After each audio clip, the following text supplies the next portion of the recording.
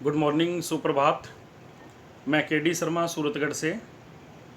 आज 21 जून रविवार का दिन है और आप सभी को पता है कि आज अमावस्या के दिन सूर्य ग्रहण का एक अद्भुत संयोग राजस्थान के तमाम हिस्सों में देखने को मिलेगा।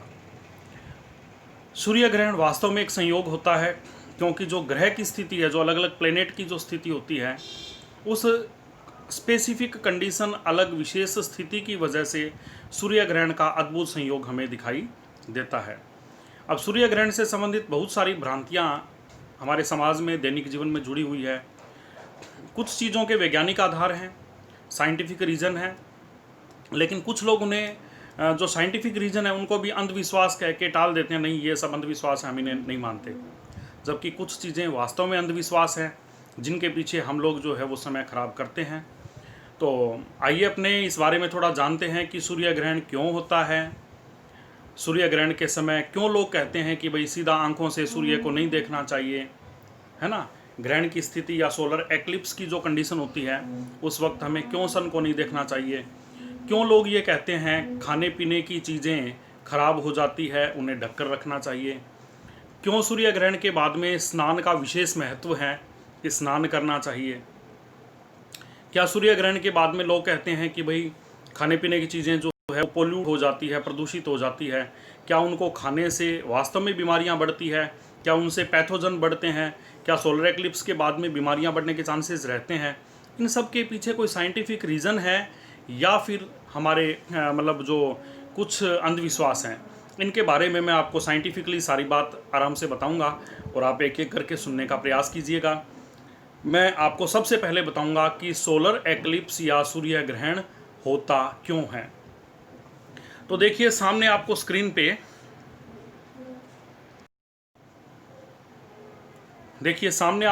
पे, सोलर एक्लिप्स का सीन दिखाई दे रहा है। एक्चुअल में आप सबको पता है कि ये जो संसार है, ये जो पूरा वर्ल्ड है, इस वर्ल्ड में क्या होता है, इस वर्ल्ड में सन है और सन के अराउंड उसके 9 प्लेनेट उसके अराउंड रिवॉल्यूशन कर रहे हैं। मतलब बीच में सूर्य है और सूर्य के चारों ओर 9 ग्रह, 9 प्लेनेट उसके चारों ओर रिवॉल्यूशन कर रहे हैं, यानी परिभ्रमण कर रहे हैं। जिस तरह से वो परिभ्रमण करते हैं, उन ग्रहों में एक ग्रह है हमारी पृथ्वी, हमारी अर्थ, जिसके ऊपर हम सभी निवास करते हैं। तो सबका एक साइकिल कंप्लीट करने का टाइम फिक्स है। जैसे हमारी पृथ्वी की हम बात करें तो सन के अराउंड एक रिवॉल्यूशन कंप्लीट करने में 365 डेज 6 आवर 48 मिनट का टाइम लगता है। मतलब 365 दिन 6 घंटे और 48 मिनट का समय लगता है। और हमारी पृथ्वी सूर्य के चारों ओर वृत्ताकार ना कह के उसको हम दीर्घ वृत्ताकार कहें तो ज़्यादा बढ़िया है, इलिप्टिकल पाथ में सन के अराउंड रिवॉल्यूशन करती रहती है, सूर्य के चारों ओर घूमती रहती है। अच्छा जी, अब ये तो बात है प्लेनेट की। अब प्लेनेट के बाद में दूसरी चीज़ है सैटेलाइट। कुछ ऐसी चीज़ें भी हैं जो प्लेनेट के अराउंड घूमती है, कुछ ऐसे मास है, हेवेंटली बॉडीज़ है, भारी वस्तुएं हैं जो ग्रह के चारों ओर घूमती है, प्लेनेट के चारों रिवॉल्यूशन करती है, उन्हें हम कहते हैं सैटेलाइट। क्या कहते हैं? सैटेलाइट। इसका मतलब ये हुआ कि सूर्य के चारों ओर ग्रह घूमते हैं और ग्रह के चारों ओर उपग्रह घूमते हैं। सन के अराउंड प्लेनेट रिवॉल्यूशन करते हैं और प्लेनेट के अराउंड जो है वो कौन रिवॉल्यूशन करता है? सैटेलाइट रिवॉल्यूशन करता है। क्या अर्थ के अराउंड भी घूमने के लिए कोई सैटेलाइट हैं? जी बिल्कुल हैं। अर्थ के अराउंड घूमने के लिए मून प्रेजेंट है। मून अर्थ का सैटेलाइट है। पृथ्वी का उपग्रह चंद्रमा है। समझ में आया? अरे आया कि नहीं? देखिए क्या है, जैसे सपोज कीजिए ये सन है, ये अर्थ है। अब सन के अराउंड तो घूम रही है ये अर्थ, और अर्थ के अराउंड घूम रहा है ये मून। ये कौन है? मून। ठीक है। जिस दिन आप ये देखते हैं कि ये सन, ये अर्थ और ये मून एक सीध में आ जाते हैं, मतलब सन और अर्थ के बीच में मून आ जाता है, तो एक बात बताइए, यदि बल्ब की लाइट आपकी आंखों तक आ रही है, बल्ब की लाइट आपकी आंखों तक आ रही है और उस बल्ब की सीध में कोई आदमी आ जाए या कोई ऑब्जेक्ट आ जाए, कोई वस्तु आ जाए, तो क्या उस बल्ब की छाया आपके ऊपर गिरेगी? नहीं गिर पा, क्या उस बल्ब की वजह से लाइट आप पे गिरेगी? क्या नहीं गिरेगी ना। तो आपको लगेगा बल्ब ढक गया। वैसा ही सूर्य ग्रहण में होता है। सन और अर्थ के बीच में मून आ जाता है। मून आ जाने की वजह से सन का वो पार्ट ढक जाता है और हमें ये लगता है कि भाई सन जो है उसके ऊपर एक काली छाया पड़ गई। पुराने समय में कहते थे कि सूर्य को राहु निगल रहा है, इसका काफ़ी नुकसान हो सकता है। तो ऐसी कंडीशन के अंदर जो है वो लोग कहते थे भी दान पुण्य कीजिए और कीजिए, लेकिन ऐसा नहीं, बल्कि इसके अंदर एक्चुअल में बीच में मून आ जाता है। मून आ जाने की वजह से सन से आने वाली रेज, सन से आने वाली किरणें हमारी आंखों तक नहीं आ पाती और सूर्य ग्रहण की स्थिति बन जाती है। तो क्या सूर्य ग्रहण के समय क्या कुछ विशेष कारण होते हैं कि हम ये कह सकते हैं कि मतलब उसकी वजह से कुछ नुकसान हो या उससे आने वाली किरणें हमारी आंखों को नुकसान करें? क्या वास्तव में सूर्य को देखने से कुछ नुकसान होता है सूर्य ग्रहण में? अब हम अगले उसके बारे में, आपको ये समझ में आया होगा सूर्य ग्रहण या सोलर एक्लिप्स क्यों होता है। ठीक है, ये सामने आपको जो दिख रहा है,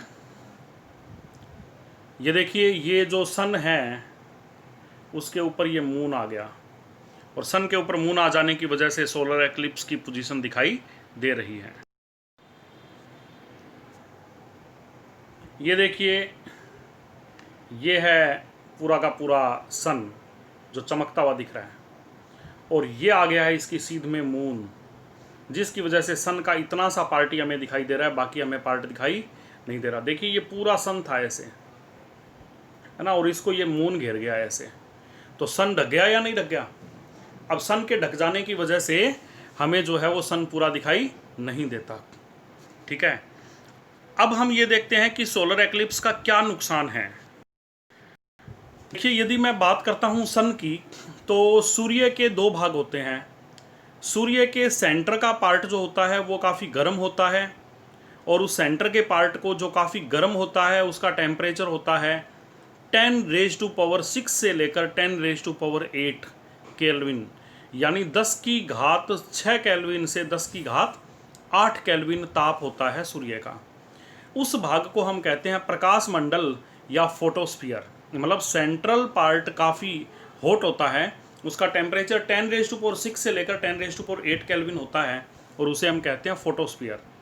और सन के बाहर का जो हिस्सा होता है उसको हम बोलते हैं क्रोमोस्फीयर। उसका टेम्परेचर नियर अबाउट 6000 केल्विन होता है, यानी बाहर के हिस्से में तरह तरह की गैसें भरी हुई है और उसका ताप सिर्फ 6000 केल्विन ही होता है। इसका मतलब हम ये कह सकते हैं कि सन का बीच का पार्ट बहुत गर्म होता है और बाहर का पार्ट ठंडा होता है। अब एक साइंटिस्ट थे जिनका नाम था किरचॉफ। उन्होंने एक रूल दिया था कि कोई भी चीज़, यदि कोई ऑब्जेक्ट गर्म वस्तु के यानी हॉट ऑब्जेक्ट के टच में है तो वो रेडिएशन को एब्जॉर्ब करेगा। ठीक है, और वही चीज़ ठंडी होने पे रेडिएशन को एमिट करेगी। जैसे यदि आप आग में किसी चीज़ को रखें तो वो चीज़ आग में से जो है वो हीट को सोखेगी, एब्जॉर्ब करेगी, और उसी गर्म चीज़ को आप अंधेरे कमरे में ले आएँ तो वो चीज़ उस रेडिएशन को छोड़ेगी। तो किरचॉफ ने ये कहा है कि जो चीज़ जितनी ज़्यादा रेडिएशन को एब्जॉर्ब करती है, सोखती है, वो ठंडी होने पे उतनी ही ज़्यादा रेडिएशन को एमिट करती है। इसका मतलब ये हुआ कि सन के सेंटर के पार्ट से जो बहुत सारी रेडिएशंस आ रही है, तो सन का सेंटर का पार्ट कौन है? फोटोस्फीयर, उससे बहुत सारी रेडिएशंस आ रही है, और बाहर का क्रोमोस्फीयर थोड़ा ठंडा है, तो वो क्या करता है, वो ठंडा पार्ट कुछ रेडिएशन को एब्जॉर्ब करता रहता है हमेशा, है ना। इसलिए सन से जो रेडिएशन आ रही है उन रेडिएशन में कुछ वेवलेंथ जो क्रोमोस्फीयर हमेशा एब्जॉर्ब कर लेता है वो अर्थ तक कभी नहीं आती। देखिए, जो विजिबल लाइट आती है उसकी वेवलेंथ होती है 3800 एंगस्ट्रॉम से 7800 एंगस्ट्रॉम, 3800 एंगस्ट्रॉम से 7800 एंगस्ट्रॉम। ठीक है, ऐसे में उसमें से कुछ वेवलेंथ को यदि क्रोमोस्फीयर ने एब्जॉर्ब कर लिया तो क्या वो वेवलेंथ हमारी अर्थ तक कभी आएगी? बिल्कुल नहीं आएगी। तो जब उनका स्पेक्ट्रम बनाया जाता है तो उन वेवलेंथ की जगह पर काली काली लाइनें बनती है। उन वेवलेंथ की जगह क्या बनती है? काली काली लाइनें। मतलब बीच वाले पार्ट से जो रेडिएशन निकल रही है उनमें से कुछ रेडिएशन को बाहर का हिस्सा एब्जॉर्ब कर रहा है, और एब्जॉर्ब कर लेने की वजह से अर्थ तक सारी रेडिएशंस नहीं आ पाती, जिसका नतीजा ये होता है कि हमारे अर्थ तक जो है कुछ जो है रेडिएशन नहीं आएगी तो स्पेक्ट्रम में काली काली रेखाएं बनेगी, काली काली लाइंस बनेगी। और उन लाइंस की डिस्कवरी की थी फ्राउनहोफर ने। किसने की थी? फ्राउनहोफर ने। उन लाइंस को हम कहते हैं फ्राउनहोफर लाइंस। क्या कहते हैं उन्हें? Fraunhofer lines. देखिए ये आपको कुछ ब्लैक ब्लैक लाइंस दिख रही है, यही फ्राउनहोफर लाइंस है। जो ब्लैक ब्लैक लाइंस दिख रही है ना, देखिए ये अलग अलग कलर की लाइट दिख रही है। वैसे सन में 7 कलर की लाइट है, violet, indigo, blue, green, yellow, orange और रेड, है ना। तो ये जो 7 कलर की लाइट है इसमें देखिए कुछ कुछ ब्लैक ब्लैक कलर की लाइंस दिख रही है, वो एक्चुअल में फ्राउनहोफर लाइंस है। क्या है वो? Fraunhofer lines.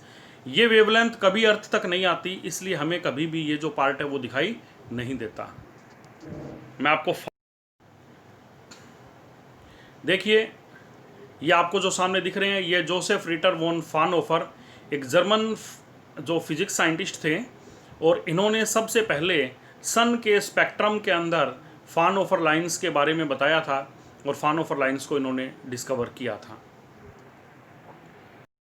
ये फ्राउनहोफर लाइंस जो जोसेफ वॉन फ्राउनहोफर ने 1787 से लेकर 1826 के दौरान डिस्कवर की थी। अब मैं आपको एक बात ये बताना चाहूँगा कि जैसे ये सन है, ये सन का सेंट्रल पार्ट है, सेंट्रल पार्ट गर्म है, बाहर का पार्ट ठंडा है ना। सेंट्रल पार्ट गर्म है, इसको हम क्या बोलेंगे? फोटोस्फीयर, और बाहर का पार्ट ठंडा है, उसको हम बोलेंगे क्रोमोस्फीयर। सोलर एक्लिप्स के टाइम इस बीच वाले फोटोस्फीयर को मून ढक लेता है।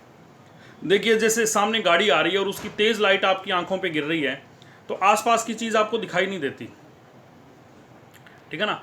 आसपास की चीज़ें आपको दिखाई नहीं देती, लेकिन उसी वक्त यदि आप लाइट की सीध में हाथ लगा दें तो उसके बगल की चीज़ें दिखनी शुरू हो जाती है कि नहीं। वैसे ही सेंट्रल पार्ट के बार बार यहाँ मून आ गया, चारों ओर ये मून आ गया। जब यहाँ ये मून आ गया है तो अब ये बाहर का पार्ट है, ये तो आपको दिख रहा है, लेकिन अंदर वाला पार्ट आपको दिखाई नहीं दे रहा। तो अब जिन रेडिएशन को इसने अब तक एब्जॉर्ब किया था वो अर्थ की ओर आना शुरू हो जाएगी। अब देखिए सेंट्रल पार्ट में मून आ जाने की वजह से ये जो बाहर वाला पार्ट है इसकी रेज हमारी आंखों तक आनी शुरू हो जाएगी। अब सोचिए कि बाहर के क्रोमोस्फीयर ने जिन रेडिएशन को हमेशा एब्जॉर्ब किया था वो रेडिएशन केवल सोलर एक्लिप्स के टाइम आता,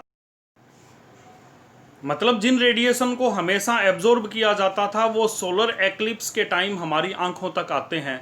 यानी जो फ्राउनहोफर लाइंस हमेशा ब्लैक बनती थी सूर्य ग्रहण के समय, सोलर एक्लिप्स के टाइम वो फ्राउनहोफर लाइंस चमकीली यानी ब्राइट कलर की दिखाई देती है, जिसका नतीजा ये होता है कि अब सोलर एक्लिप्स में वो रेडिएशन हमारी अर्थ तक आ रही है जो रेडिएशन कभी साल भर नहीं आती। तो हमारी आंखें भी इन रेडिएशन के लिए हैबिचुअल नहीं हैं। देखिए वीडियो को छोटा करने के चक्कर में मैं थोड़ा फटाफट बता रहा हूँ सारी बातें, तो आप लोग कोई चीज़ समझ में नहीं आती है तो रिपीट करके वापस से आप देख लीजिएगा। तो सूर्य ग्रहण के टाइम में वो रेडिएशन हमारी आंखों तक आ रही है जो पहले कभी भी नहीं आती थी। इसका मतलब हमारी आंखें, हमारी आई का रेटिना और हमारा इन्वायरमेंट उन रेडिएशन के लिए अडेप्ट नहीं है। तो वो रेडिएशन जब हमारी आंखों में आएगी तो हमारी आंखों के रोड कैप और कोन सेल को ख़त्म कर देगी, मतलब हमारे रेटिना को ख़राब कर देगी, जिससे जो है वो विजिबिलिटी पे काफ़ी फ़र्क पड़ता है। इसलिए कहते हैं कि सूर्य ग्रहण को सीधे यानी नेक्ड आई से नहीं देखना चाहिए, नहीं तो आंखें ख़राब होने के चांसेस हैं। ये बात एकदम सही है, इसलिए क्योंकि वो रेडिएशन या वो वेवलेंथ आ रही है जो जिनके लिए हमारी आई जो है वो हैबिचुअल नहीं थी। अब इन रेडिएशन से क्या खाने पीने की चीज़ें भी पोल्यूट होती है? बिल्कुल होती है, क्योंकि इन रेडिएशन के आने की वजह से टेम्परेचर में अचानक वेरिएशंस प्रोड्यूस होता है, अचानक विभिन्नता आती है।